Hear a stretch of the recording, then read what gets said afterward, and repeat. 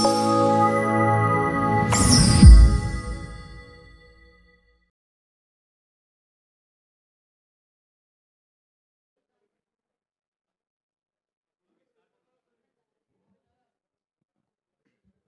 Afternoon అండి.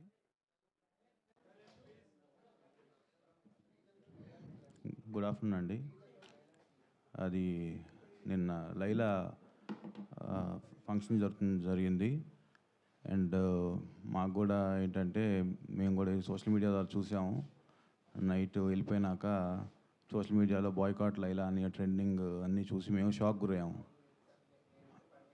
యాక్చువల్గా చెప్పాలంటే అది మాట్లాడిన వ్యక్తి మాట్లాడేటప్పుడు అసలు నేను కానీ హీరో గారు కానీ అక్కడ లేము. మేము చిరంజీవి గారి కోసం బయటికి వెళ్ళాము. అది జరిగేటప్పుడు అక్కడ మా నోటీస్ లేకుండా జరిగింది. But end of the day ఇది సినిమా. అది ఒకళ్ళు ఇద్దరిది కాదు, థౌజండ్స్ ఆఫ్ పీపుల్ కష్టపడి పనిచేసి ఒక అవుట్పుట్స్ తీసుకొచ్చేదే మన ప్రేక్షకుల్ని మెప్పించడానికి. సో ఇది వేరేగా వెళ్ళటం వల్ల అది పనిచేసిన ప్రతి ఒక్కరికి అది ఇబ్బందికరమైన వాతావరణం కలిగిస్తుంది.